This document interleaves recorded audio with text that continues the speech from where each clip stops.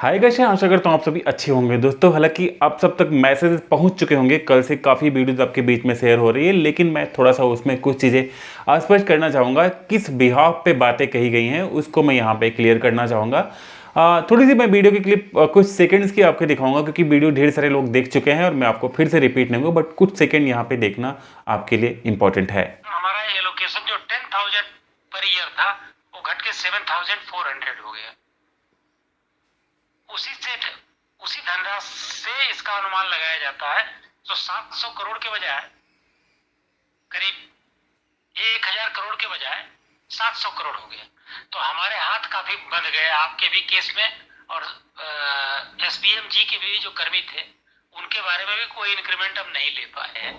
हमको ये भी पता है कि उसी गांव पंचायत में रोजगार सेवक भी काम करता है, उनका भी वेतन पता है, आपका भी पता है, सभी को पता है। मुझे क्या, आपको, सबको पूरे। अब यहाँ पे एक बड़ी बात कही है कि जिसका भी वेतन मिलता है वो सभी को पता है। इसका मतलब रोजगार सेवक भी जहाँ काम करता है उसी जगह पे पंचायत सहायक भी काम करता है।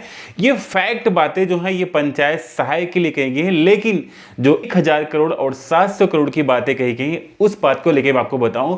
यहाँ पे आप जाहिर सी बात देख सकते हैं कि राज्य वित्त आयोग का जो फंडिंग होता है या फिर जो भी वित्त आयोग राज्य सरकार को जो भी कर से शुद्ध आय होती है उसका 5% जो है ये राज्य सरकार देती है पंचायतों को विकास कार्य के लिए। और ये ग्रामीण रूरल में काफ़ी पैसे ऐसे हैं जो कि कर पे ही डिपेंड करते हैं। तो ऐसा कि देख सकते हैं यहाँ पे अष्टम वित्त आयोग की जो अनुशंसा बनाई गई है, पंचम वित्त आयोग की बनाई गई है 2021 से 22 तक क्या।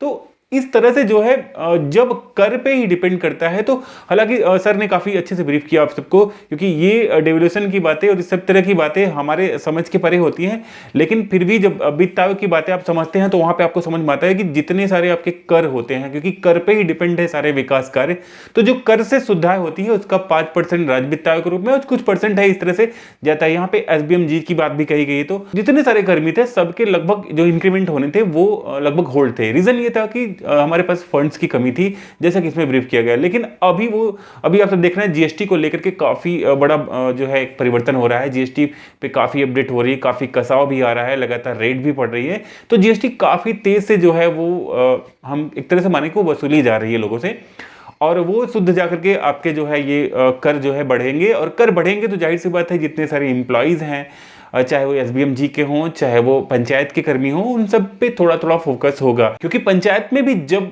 कर बढ़ जाएंगे तो वहां पे क्या होगा कि वित्त आयोग से धनराशि जो 5% आती है तो यहाँ पे ये धनराशि भी थोड़ी इंक्रीज हो जाएगी। जैसे ही इंक्रीज होती है तो फिर इसमें से मानदेय अगर बढ़ाना आपका होगा तो उसमें से किसी को देने में कोई दिक्कत नहीं होगी, क्योंकि ऑलरेडी अभी पंचायतों में पैसे जो हैं वो इसी रेशियो से कम भी आ रहे हैं, क्योंकि राज्य वित्त आयोग की बहुत छोटी सी किस्त आती है वो भी काफी कम आ रही है। तो जैसे इससे प्राविधान हो जाएगा, किस्त थोड़ी बढ़ जाएगी, उस किस्त से आपके पंचायत सहायक के मानदेय को बढ़ाने का भी प्राविधान होगा। और मैं इस चीज को काफी दिन पहले कहा था कि 20% का इंक्रीमेंट होना है, क्योंकि जिस तरह से रेशियो बढ़ रहा है अभी कर का, जो टैक्स वसूलने का जो, और उसके साथ साथ जो हमारी, क्योंकि कोविड से और अब तक में जो हमारे हालात पहले थे वो अभी थोड़े से सुधर रहे हैं। तो यहाँ पे आप समझ ले कि जिस तरह से जब हमारे कर में बढ़ोतरी होगी और उस तरह से भी पंचायतों को भी जो पैसे रिफ्लेक्ट होंगे वो थोड़े ज़्यादा होंगे, तो यहाँ पे किसी को मानदेय में तकलीफें नहीं होंगी।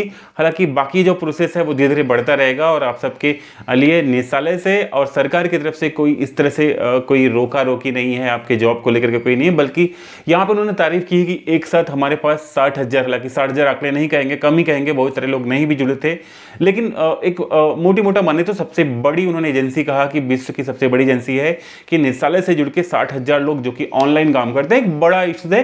लेकिन इसी बड़े मोटिव के साथ में यहाँ पे एक बात और कही गई है कि पंचायतों को जो भी है वो सुदृढ़ करना, मतलब अच्छे मार्क्स लाना, मतलब पंचायत अपना असेसमेंट करे किस काम में, वो थीमेटिक एरिया पे। जैसे कि अभी ये जो ट्रेनिंग थी थीमेटिक एरिया, मतलब स्वच्छता को लेकर के, जिसमें कि एसबीएम फेज 2 आपका काम कर रहा है। एसबीएम फेज 2 का मतलब SLWM, solid and liquid waste management की, जिसमें कि आपके ठोस और तरल कचरों को प्रबंध करने की बात है। गांव स्वच्छ दिखे, अच्छा दिखे, सुंदर दिखे, और उसी की सेल्फ असेसमेंट की बात कही गई है। सेल्फ असेसमेंट का मेन मतलब यह है कि पंचायत में जो पुरस्कार के लिए अभी हमारी ब्लॉक स्तरीय की टीम जाएगी, जिसका अध्यक्ष बनाया गया है BDO, वो टीम गाँव में जाएगी और टीम गाँव में जाकर के असेसमेंट करेगी कि क्या वहाँ पे वो जो पंचायतें, क्योंकि 100% पंचायतें पंचायत पुरस्कार के लिए आवेदित हुई हैं, तो उसमें से कौन सी पंचायत कितना मार्क्स अटेंड करती है उसी की उन्होंने बात की है। पंचायत सहायक की यहाँ जिम्मेदारी बताई गई है, उसकी भी चर्चा मैं करूंगा। लेकिन यहाँ पे सबसे पहले कहा गया कि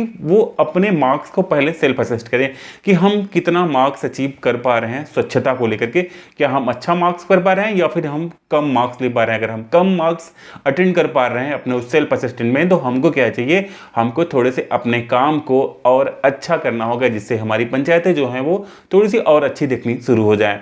तो पंचायत सहायक की क्या भूमिका है उस पर बात करते हैं, थोड़ा सा देख लेते हैं। उसके बाद फिर हम अगली जो वीडियो अपलोड करेंगे वो आपके पूरी SLWM पे कौन कौन से प्रोजेक्ट, कौन कौन से काम है, उस सब की प्रॉपर डिटेल में लोड करूंगा, जिससे देख करके आप ये समझ जाएंगे कि SLWM में एक्चुअल होना क्या है और किस तरह से होगा, क्या नियम है, क्या पेमेंट के प्रावधान, सब मैं एक्चुअल A to Z अगली वीडियो में अपलोड कर दूंगा, आप उसको समझ जाएंगे। आज की वीडियो में थोड़ी सी जानकारी है कि पंचायत सहायक की उस ट्रेनिंग को लेकर के क्या भूमिका थी, वो आप समझ लीजिए। सबसे पहले यहाँ पे देख सकते हैं कि पंचायत सहायक की भूमिका क्या है। स्वच्छ सर्वेक्षण ग्रामीण 2023 के विषय में ग्रामवासियों को जागरूक करने की बात यहाँ पे कही गई है। जितने भी ग्रामवासी हैं उनको स्वच्छता को लेकर के जागरूक करना। हालांकि SBM-G जो हमारा था, SBM फेज 1 हमारा जो था, उसमें यही चीजें थी कि जागरूकता को लेकर के हम स्वच्छता के प्रति काफी अवेयर हो पाए हैं। हमारे गांव में जो अभी हालात सुधरे हैं, ये स्वच्छता को लेकर के अवेयर, इसमें काफी एक बड़ा मुद्दा है जो कि पंचायत सहायक की भूमिका बनाई गई है कि आप जो है पंचायतों में अपने अवेयरनेस का प्रोग्राम करें, लोगों को समझाने का प्रयास करें। दूसरी बात यहाँ पे करें तो स्वच्छ सर्वेक्षण ग्रामीण 2023 के लिए ग्राम पंचायत का स्व मूल्यांकन बनाना, जिस मूल्यांकन की बात करता है कि स्व मूल्यांकन आप करें कि क्या किस तरह से हमारी जो है पंचायतें कितना स्वच्छ हैं, क्या रीजंस है हमारी पंचायतों को स्वच्छ नहीं होने का। और तीसरी पॉइंट पे बात करें तो इस पे हमने कई बार बात की है कि रिट्रोफिटिंग का जो सर्वे है वो देख लें, क्या रिट्रोफिटिंग का सर्वे जो है वो डुप्लीकेट ना हो जाए, मतलब रिट्रोफिटिंग का सर्वे एक्चुअल हो और वो सही ढंग से सर्वे हो, जिससे कि हमारी जो स्वच्छता वाले काम हैं इन पे हम काफ़ी फोकस कर पाएँ और अपनी पंचायत को सेल्फ असेसमेंट में अच्छे मार्क्स हम दे पाएं।